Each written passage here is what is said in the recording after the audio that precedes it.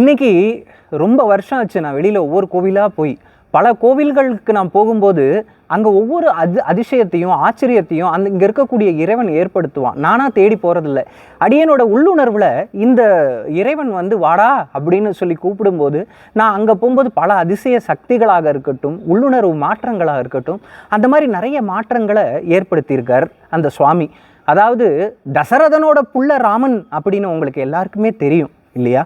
அப்படி இருக்கிறப்போ அந்த ராமன் எப்படி தசரதனுக்கு பிறந்தார் அப்படின்னு யாருக்காவது தெரியுமா? கண்டிப்பாக தெரிய வாய்ப்பில்லை. இந்த கோவிலை பற்றி சிலருக்கு நிறைய தெரியும், ஆனால் பலருக்கு தெரியாமல் இருக்கலாம். இருந்தாலும் இந்த பதிவை போடுறேன். இந்த பதிவை முழுமையாக பாருங்கள். இதில் உங்களுடைய வாழ்க்கையில் தேவைப்படுற ஒவ்வொரு விஷயத்தையும் இடையில ஒவ்வொரு விஷயங்கள், முக்கியமான விஷயங்கள் அடியேன் கொடுத்துருப்பேன்.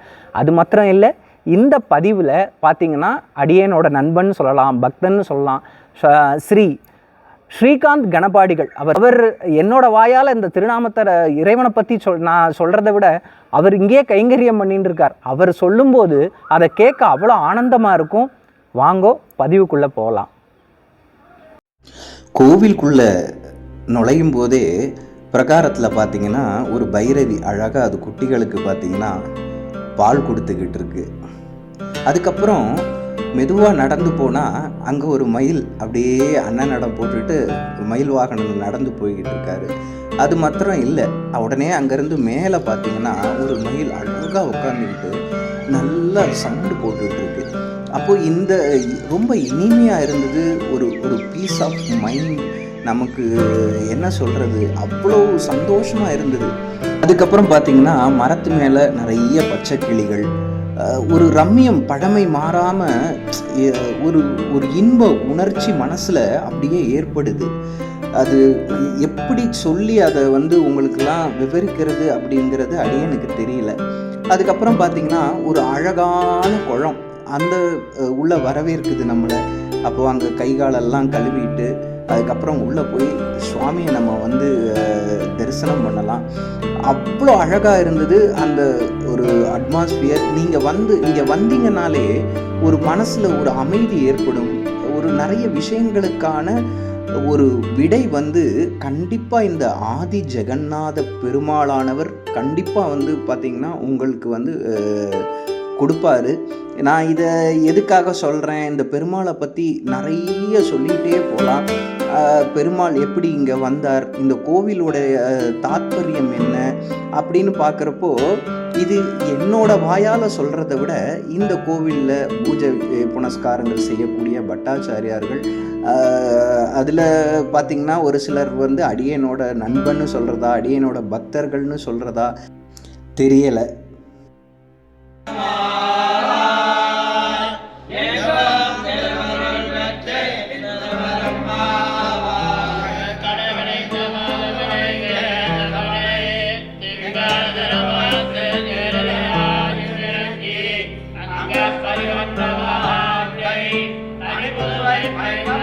இந்த ஆதி ஜெகநாதரை பற்றி பேசுகிறதுக்கு எவ்வளவோ விஷயங்கள் இருக்குது.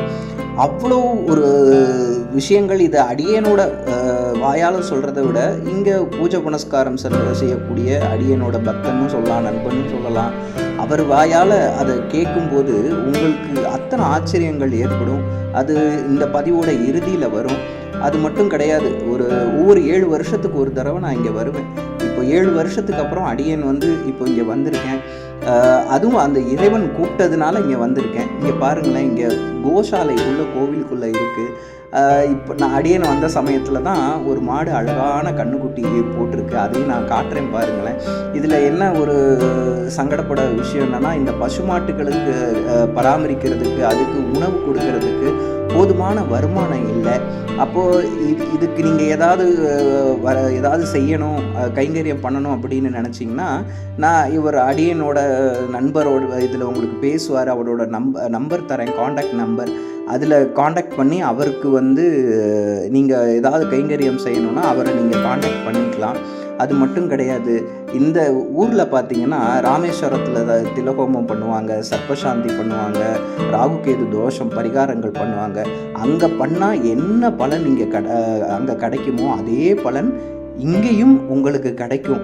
அவ்வளோ ஒரு அற்புதமான இடம் இது. இங்கே நிறைய மடங்கள் இருக்குது. நீங்கள் வந்து தங்கி குளித்து பரிகார பூஜைகள்னாலும் சரி, இல்லை இறைவனை தொழணுன்னாலும் சரி, வேண்டணும்னாலும் சரி, பிரார்த்தனை பண்ணணுன்னாலும் சரி, அது எல்லாமே நீங்கள் இங்கே வந்து பண்ணிக்கலாம், நடத்திக்கலாம்.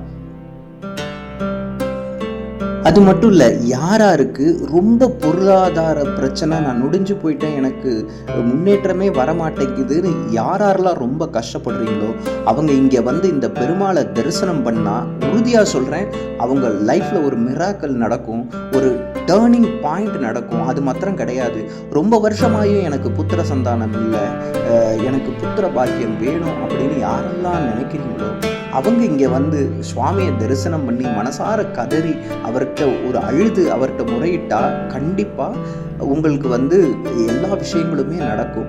அப்போது இங்கே வந்து ராகு கேது தோஷம், செவ்வாய் தோஷம், நிறைய விஷயங்கள், பித்ரு தோஷங்கள் உள்ளவங்க இங்கே வந்து சுவாமியை மனசார பிரார்த்தனை பண்ணிட்டு அதுக்கான பிராயச்சித்தத்தை நீங்கள் இங்கே பண்ணும்போது கண்டிப்பாக அதுக்கான கைமேல பலனை யாரெல்லாம் மனசார முழு நம்பிக்கையோடு இதை பண்ணுறாங்களோ அது கண்டிப்பாக நடக்கும். நீங்கள் இங்கே வரும்போதே உங்கள் மனசில் ஒரு இனம் புரியாத ஒரு சந்தோஷம், ஏதோ ரொம்ப நாள் பார்த்த ஒரு உணர்வு, சுவாமியை பார்த்த உணர்வு ஏற்படும்.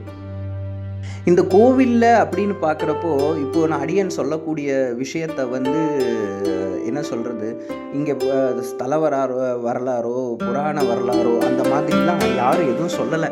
ஆனால் அடியேனாக உணர்ந்து என்னுடைய சொந்த உணர்வுகள் மூலமாக இந்த ஒரு வார்த்தையை நான் அடியன் சொல்கிறேன்.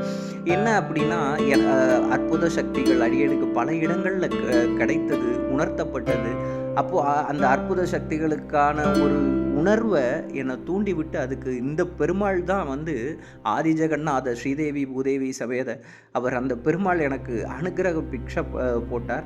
எல்லா மக்களுக்கும் பொருளாதார பிரச்சனை இருந்தாலும் சரி, இல்லை புத்திர பாக்கியமாக இருந்தாலும் சரி, அதை வந்து மனசார பிரார்த்தனை பண்ணுறவங்களுக்கு நிவர்த்தி பண்ணி கொடுக்குறார் சுவாமி. ஆனாலும் இந்த வார்த்தை நான் சொல்கிறேன், எக்ஸ்பெஷலி அனுஷம் நட்சத்திரம், கேட்டை நட்சத்திரம், விருச்சிக ராசி, இவங்க ஒரு சனிக்கிழமையில இங்க வந்துட்டு போனாங்கன்னா கண்டிப்பா ஒரு டேர்னிங் பாயிண்ட் உறுதியா ஏற்படும்.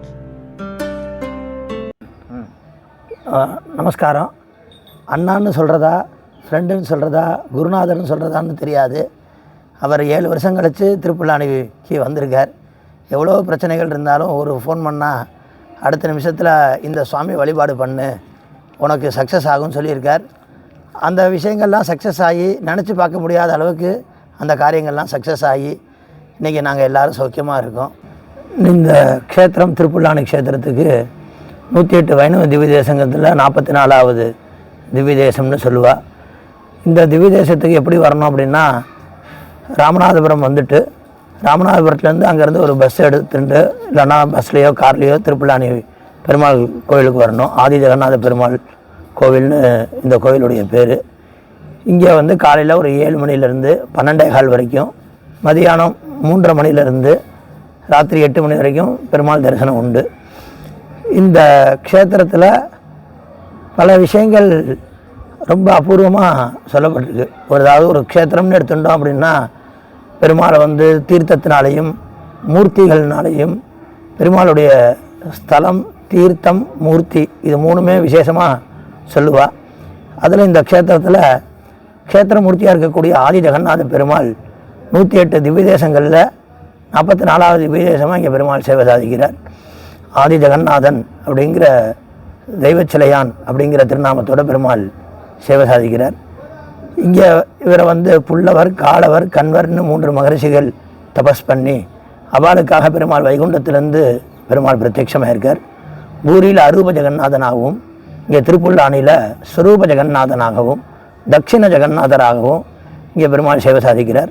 தசரத மகாராஜா தனக்கு புத்திரபாக்கியம் இல்லைன்னு இங்கே உள்ள பெருமாளை வந்து பிரார்த்தனை பண்ணி, நானே உனக்கு 4 விதமும் 4 குழந்தையாக பிறக்கிறேன்னு பெருமாள் அவருக்கு அனுகிரகம் பண்ணி, பெருமாளுக்கு இன்றைக்கி நித்திய ததி ஆராதனையில் திருக்கண்ணமதுன்னு சொல்லக்கூடிய பாயசம் பெருமாள் அம்சேரார். இந்த பாயச பிரசாதம் குழந்தை இல்லாதவாளுக்காக கொடுத்து எத்தனையோ பேர் குழந்தை இல்லாதவாள்லாம் இந்த க்ஷேத்திரத்துக்கு வந்து புத்திரபாக்கியம் அடைஞ்சுண்டு சௌக்கியமாக இருக்கா. அதே போல் இந்த இடத்துல தான் தர்பசைன ராமன் அப்படின்னு ராமன் சயனிச்சுட்டு இருக்கார். அதாவது ராமன் சேது பந்தனம் பண்ணுறதுக்கு முன்னாடி இங்கே வந்து இந்த ஜெகநாத பெருமாளை பிரார்த்தனை பண்ணிண்டு பெருமாள் தன்னுடைய பஞ்சாயுதங்களில் ஒன்றான சார்கம்னு சொல்லக்கூடிய வில்ல இந்த தர்பசேன ராமனுக்கு கொடுத்தனால இந்த ஜெகநாத பெருமாளுக்கு தெய்வச்சிலையான் அப்படின்னு ஒரு தூய தமிழ் பெயர் ஏற்பட்டிருக்கு. அதுக்கப்புறம் ராமர் 3 நாள் இங்கே திரிராத்திரம் அப்படின்னு 3 நாள் இங்கே தர்பத்தில் சயனிச்சுண்டு தர்பசயனம் பண்ணிண்டு இங்கே தான் சமுத்திரராஜன், விபீஷணன், ராவணனுடைய 2 மந்திரிகள் சுகன், சாரணன் இவெல்லாம் இங்கே ராமன் இடத்துல சரணாகதி பண்ணி இங்கேருந்து 4 கிலோமீட்டர் தள்ளி இருக்கக்கூடிய சேதுக்கரையில் சேது பந்தனம்னு சொல்லக்கூடிய அணையை 5 ராத்திரி கட்டியிருக்கார். முதல் நாள் ஒரு 20 யோஜனை, அடுத்த நாள் 22 யோஜனை, அடுத்த நாள் 24 யோஜனை, அடுத்த நாள் 26 யோஜனை, அடுத்த நாள் 28 யோஜனைன்னு மொத்தம் 100 யோஜனை தூரம் பெருமாள் இங்கேருந்து 5 ராத்திரி தங்கி இங்கேருந்து அணை கட்டி லங்கைக்கு போய் ராவணனை சம்ஹாரம் பண்ணி சீதையை மீட்டுண்டு பெருமாள் திரும்பி அயோத்திக்கு போகும்பொழுது இந்த க்ஷேத்திரத்துக்கு திரும்பி வரும்பொழுது சீதைகிட்ட கயாயாம் ஏகலக்ஷந்து வாராணஸ்யாம் விலக்ஷகம் பிரயாகே சப்தலக்ஷந்து ஸ்ரீசேதோ கிராசமாதிரதா. சீதை உனக்காக நானே இந்த இடத்துல 3 ராத்திரி உபவாசம் இருந்து இந்த சேதுபந்தனம் கட்டியிருக்கேன். 33 கோடி தேவர்கள் எல்லாரும் சேர்ந்து இருந்து இங்கே அணையை கட்டியிருக்கா. அதனால் கயாயாம் ஏகலக்ஷந்து இந்த க்ஷேத்திரத்தில் கையின்னு சொல்லக்கூடிய கயா க்ஷேத்திரத்தில் 1 லட்சம் பேருக்கும் வாராணஸ்யாம் விலக்ஷகம் வாராணசின்னு சொல்லக்கூடிய காசி க்ஷேத்திரத்தில் 2 லட்சம் பேருக்கும் பிரயாகே சப்தலக்ஷந்து பிரயாகின்னு சொல்லக்கூடிய தேவப்பிரயாக க்ஷேத்திரத்தில் 7 லட்சம் பேருக்கு பண்ணக்கூடிய அன்னதானங்கள் எல்லாத்தையும் ஸ்ரீசேதோ கிராசமாதிரதா. இந்த சேது தீரத்தில் யார் ஒருத்தர் ஒரு கவலம் கொடுக்குறாரோ அவளுக்கு 10 லட்சம் பேருக்கு அன்னதானம் கொடுத்த பலன் கிடைக்கிறது அப்படின்னு ராமனே சொல்லி அழைச்சின்னு போகிறதாக, சீதையை அழைச்சின்னு போகிறதாக ஸ்தலபுராணம். இந்த க்ஷேத்திரத்துக்கு யார் வந்தாலும் எந்த காரியத்தை உத்தேசித்து வந்தாலும் அவளுடைய அனைத்து விதமான காரியங்கள் எல்லாத்தையும், அதாவது பண தேவையாக இருந்தாலும், கடன்கள் நிவர்த்தியாக இருந்தாலும், ரோக நிவர்த்தியாக இருந்தாலும், குடும்பத்தில் மனக்லேசம் ஏற்பட்டு அதனால் புத்திரபாக்கியம் தாமதமாகிறது, இதை மாதிரி கல்யாணங்கள் தாமதமாகிறது, இதை மாதிரி எல்லா விதமான தோஷங்களையும் இந்த பெருமாள் தன்னை பார்த்த மாத்திரத்திலேயே அழைத்து அபயம் கொடுக்கும் பெருமாள்னு இந்த பெருமாள் ஆஹ்வான கஸ்தம் அபயகஸ்தமாக ஒரு கையால் கூப்பிட்டு ஒரு கையினால் அனுகிரகம் பண்ணக்கூடிய க்ஷேத்திரமூர்த்தியாக இந்த ஜெகநாத பெருமாள் இங்கே சேவை சாதிக்கிறார். இந்த க்ஷேத்திரத்துக்கு வர எல்லாருக்கும் திருப்புல்லானி வந்தால் கண்டிப்பாக அவளுடைய வாழ்க்கையில் ஒரு பெரிய திருப்பம் ஏற்பட்டு அவள்லாம் சௌக்கியமாக இருக்கிறத கண்கூடாக நம்ம எல்லாரும் பார்த்துட்டு இருக்கோம். ஜனார்தன ஜெகத்தாமன் கோவிந்த நரகாந்தக தொத் தரிசன கிருதார்த்தோஸ்மி சர்வஸ்மாததிகஸ்ததா. ஜெகநாத பெருமாளை எல்லோரும் வந்து பிரார்த்தனை பண்ணிக்கணும். இந்த ஸ்லோகம் வந்து இந்த க்ஷேத்திரத்தில் தபம் பண்ண காலவருங்கிற ரிஷி இந்த பெருமாள் பிரத்யட்சமான ஒன்று இந்த பெருமாளை பார்த்து இந்த ஸ்லோகத்தை சொல்கிறார். தர்மபுரா சமாகத்திய தட்சிணஸ்யோ ததே ஸ்தடே தபஸ்தேவே மகாதேவம் சிந்தையன் மனசா ததா அப்படின்னு பிரார்த்தனை பண்ணிக்கிறார். அதுக்கப்புறம் பெருமாளும் வந்து இங்கே வரவாளுக்கெல்லாம் என்னென்ன காரியங்கள் ஜெயம் கிடைக்கும் அப்படின்னு ஜெகநாத பெருமாளே இது வந்து ஸ்காந்த புராணத்தில் சொல்லப்பட்டிருக்கு.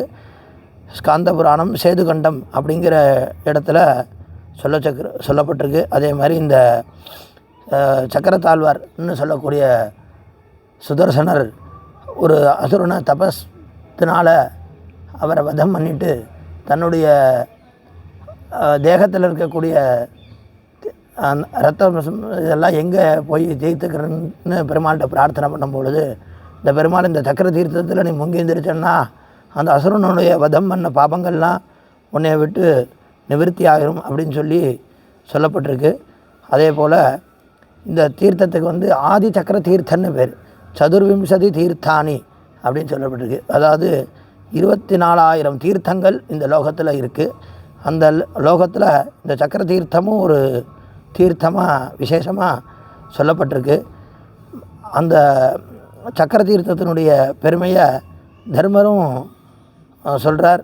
அதே மாதிரி காலவருங்கிறவர் சகசிர சிரசம் விஷ்ணும் மத்ஸ்யரூப தரம் ஹரிம் நமஸ்யாமி ஹிருஷிகேசம் கூர்ம வாராக ரூபினம் நாரசிம்மம் வாமனாக்கியம் ஜாமிதக்ஞம் ச ராகவம் பலபத்ரஞ்ச கிருஷ்ணம் ச கல்கிம் விஷ்ணும் நமாமியகம் தசாவதார ரூபமாகவே இந்த பெருமாளை பிரார்த்தனை பண்ணுறார். அதே போல் லக்ஷ்மீகாந்த ஹரே விஷ்ணு வைகுண்ட கருடத்வஜ மாம் ரக்ஷ ரக்ஷசாக்ராந்தம் கிராகாகாந்தம் கஜம் யதா தாமோதர ஜெகநாத ஹிரண்யாசுரமர்தன பிரஹ்லாதமிவ மாம் ரக்ஷ ராட்சசேனாதிபீடிதம். பிரகலாதனை எப்படி ராட்சசர்களிலிருந்து காப்பாற்றினியோ அதே போல் என்னையும் காப்பாற்றணும் அப்படின்னு காலவர ரிஷி வந்து இங்கே தபஸ் பண்ணும்போது ராட்சசர்களிடம் வந்து என்னையும் காப்பாற்றணும்னு பிரார்த்தனை பண்ணிக்கிறார். அதுக்கப்புறம் சுதர்சனர் சக்கரத்தாழ்வாராக இருக்கக்கூடிய சுதர்சனர் இங்கே சொல்கிறார், பிதிருனுத்துஷ்ய பிண்டானாம் தாத்தாரோ ஏத்திர காலவ ஸ்வர்க்கம் பிரயாந்தி தே சர்வே பிதரஸ்சாபி தர்ப்பிதாக இத்யுக்த்வா விஷ்ணு சக்கரம் தத் காலவஸ்யாபி பஷ்யதா அந்நேஷாம் அபி விப்ராணாம் பஷ்யதாம் சகசாத்விஜாக. இந்த க்ஷேத்திரத்தில் யாரெல்லாம் பிதற்களை தன்னுடைய முன்னோர்களை உத்தேசம் பண்ணி பிண்ட பிரதானங்கள் தர்ப்பணங்கள்லாம் பண்ணுறாலோ அவங்களுடைய பிதர்கள் எல்லாரும் சொர்க்கத்தை அடைகிறா, இதில் சந்தேகமே இல்லை அப்படின்னு சுதர்சனரும் சொல்லியிருக்கார். சுதர்சனன் சொல்லக்கூடிய சக்கரத்தாழ்வாரும் இந்த சக்கர தீர்த்த மகிமை பற்றி சேது தீர்த்த மகிமை பற்றி ரொம்ப விசேஷமாக சொல்லியிருக்கார். சேதும் திருஷ்டா சமுத்திரஸ்ய பிரம்மஹத்யாம் யபோகதே. அந்த சேதுங்கிற அந்த அணையை பார்த்த மாத்திரத்திலேயே, இந்த சமுத்திரத்தை பார்த்த மாத்திரத்திலேயே பிரம்மஹத்யாதி தோஷங்கள்லாம் நிவர்த்தியாகுது. சேது தரிசன விதம் புண்ணியம் சேஷேனாபி நகன்யதே. இந்த சேது ஸ்நானத்தில், இந்த சேதுவை பார்த்த மாத்திரத்தில் ஏற்படக்கூடிய புண்ணியங்கள்லாம் 1000 தலை உள்ள ஆதிசேஷனால் கூட எண்ண முடியாது. அப்படிப்பட்ட அந்த சேது க்ஷேத்திரத்துக்கு பெருமாள் 10 நாள் பிரம்மோற்சவம் பூர்த்தியாகி பங்குனி உத்திரத்தன்னைக்கு ரதோத்சவம் பூர்த்தியாகி ரதோத்சவத்துக்கு மறுநாள் பெருமாளுக்கு துணையாக பட்டாபிராமனாக பெருமாளோட ராமனாக அனுக்கியிலிருந்து ஆரம்பித்து ரெட்ட கருட சேவை கண்டருள்ளார். பெருமாளுக்கு ஒரு கருட சேவைன்னா ராமனுக்கு ஒரு கருட சேவை, பெருமாளுக்கு ஒரு தீர்த்தவாரின்னா ராமனுக்கும் அதே தீர்த்தவாரி. அதே மாதிரி சித்திரை புனர்வசு அன்னைக்கு எல்லா ஊர்லேயும் ராமனுக்கு வந்து கர்ப்போத்சவம்னு பண்ணுவாள். இந்த திருப்புல்லானியில் ஜனனோத்சவம்னு பண்ணுறா. புனர்வசு அன்னைக்கு கொடியேற்றம் பண்ணி, சித்திரை புனர்வசு அன்னைக்கு கொடியேற்றம் பண்ணி 10 நாள் சித்திரையில் ராமருக்கும் 10 நாள் பிரம்மோற்சவமாகி, இந்த ராமருடைய பிரம்மோற்சவத்தில் பெருமாள் துணை இருக்கார், அனுக்கும் போது துணை கூடையே இருக்கார். அதே போல் ராமருடைய கருட சேவையும் போது பெருமாளுக்கும் கருட சேவை ஆறுது. ராமருக்கு தீர்த்தவாரி ஆகும்பொழுது பெருமாளுக்கும் தீர்த்தவாரி ஆறுது. அதே போல் மகோதய புண்ணிய காலம்னு சொல்லக்கூடிய புண்ணிய காலங்களில் பெருமாள் ஆதிசேதுக்கு எழுந்தருளி அங்கே தீர்த்தவாரி ஆறுது. அதனால் இந்த பங்குனி உத்திரத்துக்கு மறுநாளும் ராமருடைய உற்சவத்தில் ராமருடைய தீர்த்தவாரி அன்னைக்கும் பெருமாளோடு சேர்ந்து சேது சமுத்திரத்தில் தீர்த்தம் வர்றது அபரிமிதமான பலன்களை கொடுக்கும்.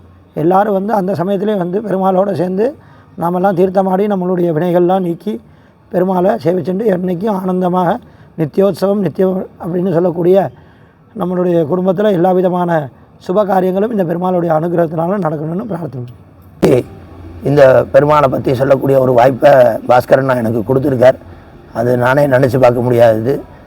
பெருமாளை பற்றி எல்லாருமே தெரிஞ்சுக்கணும் அப்படின்னு அவர் ஒரு பெரிய உயர்ந்த நோக்கத்தோடு இந்த காரியத்தை எடுத்து பண்ணுறார். முதல்ல இந்த க்ஷேத்திரத்துக்கு வந்தோன்னா வாசலில் முதல்ல சக்கர தீர்த்தம் இருக்கும். அந்த சக்கர தீர்த்த குளத்தில் எல்லோரும் தீர்த்தத்தை புரோக்ஷன் பண்ணிட்டு பெருமாளை வந்து முதல்ல ஜெகநாத பெருமாளாக இருக்கக்கூடிய க்ஷேத்திரமூர்த்தியை அவரை முதல்ல தரிசனம் பண்ணணும். அதுக்கப்புறம் பிரதட்சணமாக வரும்போது பத்மாசினி தாயார்னு வரப்பிரசாதியான தாயார், அந்த தாயார் இடத்துல என்னென்ன பிரார்த்தனைகள்லாம் பண்ணுறோமோ எல்லா பிரார்த்தனையும் பூர்த்தி பண்ண தரக்கூடிய தாயார். கல்யாணவள்ளி தாயார்னு உற்சவ தாயார் திருநாமம். அதனால் பத்மாசினி தாயாரையும் உற்சவ தாயார் இருக்கக்கூடிய கல்யாணவள்ளி தாயாரையும் சேவிச்சுக்கணும். அப்புறமா பிரதட்சணமாக வந்து அந்த ஸ்தல விருட்சமாக இருக்கக்கூடிய அரச மரத்தை நம்மெல்லாம் சேவிச்சுக்கணும். அதுக்கப்புறம் பிரதட்சணமாக வரும்பொழுது முதல்ல தர்பசேன ராமர்னு ராமனுடைய சன்னதி இருக்குது, அங்கே ராமரை சேவிச்சுட்டு அதுக்கப்புறம் தசரத மகாராஜா தனக்கு குழந்தை இல்லைன்னு பிரார்த்தனை பண்ணிட்டு பிரதிஷ்டை பண்ண சந்தான கோபாலகிருஷ்ண சுவாமி இருக்கார், அவரை சேவிச்சுக்கணும். அதுக்கப்புறம் பட்டாபிராமராக இருக்கக்கூடிய ராமரை சேவிச்சுக்கணும். இந்த அந்த சன்னதி இந்த க்ஷேத்திரத்தில் இருக்குது. இதை தவிர்த்து ஆண்டாள் சன்னதி, எம்பெருமானார் சன்னதி, மணவாள மாமுனிகள் சன்னதி, இவாளுடைய சன்னதிகள்லாம் இந்த கோவிலில் இருக்குது. அதனால் எல்லோரும் எப்பெல்லாம் சௌரியம் முடிகிறதோ நாஸ்தி சேது சமம் தீர்த்தம், நாஸ்தி சேது சமம் தபா, நாஸ்தி சேது சமம் புண்ணியம், நாஸ்தி சேது சமாகதி. இந்த சேதுக்கு மிஞ்சின தீர்த்தம் இல்லை, சேதுக்கும் நாஸ்தி சேது சமம் தீர்த்தம், நாஸ்தி சேது சமம் தபா. இது எத்தனை வருஷம் பழமையான கோவில் சாமி? இந்த கோவில் வந்து திரேதாயுகம் அப்படின்னு சொல்லக்கூடிய ராமாயணத்துக்கு முந்தைய க்ஷேத்திரம். ராமன் வந்து இந்த பெருமாள் ஆராதனை பண்ணிருக்கார். ராமருடைய அப்பா தசரதர் பூஜை பண்ண பெருமாள் அப்படிங்கிறனால இந்த கோவில் வந்து இத்தனை வருஷம் பழமையானது அப்படின்னு சொல்ல முடியாது. 64 சதுரயுகங்களாக இந்த கோவில் இருக்கிறதாக ஸ்தல புராணங்களில் சொல்லப்பட்டிருக்கு. வாங்க, இந்த க்ஷேத்திரத்துக்கு எல்லோரும் வரணும், வந்து பொறுமையாக தரிசனம் பண்ணணும். ஏன்னா சில நாள்லாம் சனி ஞாயிறுலாம் கொஞ்சம் கூட்டமாக இருக்கும். அந்த சமயத்தில் நம்ம வந்து எவ்வளோ சீக்கிரம் போகணுமோ அப்படின்னு நினைக்க வேண்டாம். ஏன்னா எங்கேருந்தோ வரேன், மெட்ராஸ், ஆந்திரா, இந்த மாதிரி எல்லா ஊர்லேருந்தும் நீங்கள் வரேன். அப்படி வரும்பொழுது இந்த கோவிலில் ஒரு 1/2 மணி நேரம் முன்ன பின்ன இருந்தாலும் இந்த கோவிலில் எவ்வளோ நேரம் இருக்கீங்களோ அவ்வளோ நேரம் விசேஷம். அதனால் இந்த பெருமாள் நீங்கள் எவ்வளோ நேரம் இருக்க வச்சு பார்க்குறாருன்னா அவர் உங்களை பார்க்குறதாக இங்கே உள்ள பட்டாச்சாரியர்கள்லாம் சொல்லியிருக்கா. அதனால் நாம் வந்து பெருமாளை பார்க்குறது ஒரு 5 நிமிஷம்தான். ஆனால் அவர் நம்மளை 1/2 மணி நேரம் நிற்க வச்சுறாருன்னா அவர் நம்மளை பார்க்குறார். நம்மளை நிற்க வச்சு அவர் நம்மளுடைய பார்வைகள் தன்னுடைய பார்வையினால் கிருபா கடாட்சத்தினால நம்மளுடைய தோஷங்கள்லாம் நிவர்த்தி பண்ணுறார். அதனால் இங்கே வரவா எல்லாரும் 1/2 மணி நேரம் 3/4 மணி நேரம் முன்ன பின்ன ஆனாலும் இருந்து பொறுமையாக இருந்து எல்லா சன்னதியும் தரிசனம் பண்ணி, காலையில் வரவாளுக்கு விசேஷமாக பெருமாளுடைய பிரசாதம் பாயசம் மடப்பள்ளியில் கிடைக்கிறது. ஒரு 9 மணிலேருந்து 11 மணிக்குள்ளே வந்தேன்னா அந்த பெருமாளுடைய பிரசாதத்தையும் எல்லாருமே வாங்கி சாப்பிட்டுக்கலாம். அதனால் எல்லோரும் பாயச பிரசாதம் வேணுங்கிறவா எல்லோரும் காலையில் வந்து பெருமாளை தரிசனம் பண்ணிவிட்டு பாயச பிரசாதத்தையும் வாங்கிட்டு பெருமாளுடைய ஆசீர்வாதத்தோட இந்த பெருமாளுடைய பாசுரம் மன்னவராய் மன்னாண்டு வானாலும் முன்னுவரே அப்படின்னு திருமங்கை ஆழ்வார் பூர்த்தி பண்ணுறார்.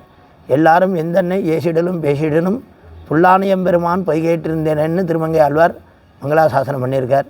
வேதமும் வேள்வியும் விண்ணும் இருசுடரும் ஆதியுமானான் அருள் தந்தவா நமக்கு போதலரும் புன்னை சூழ் புல்லானு கைதொழுதேன் ஓதமும் நானும் உறங்காதிருந்தேனேன்னு அவர் இந்த க்ஷேத்திரத்தில் வந்து பெருமாளை மங்களாசாசனம் பண்ணியிருக்கார்.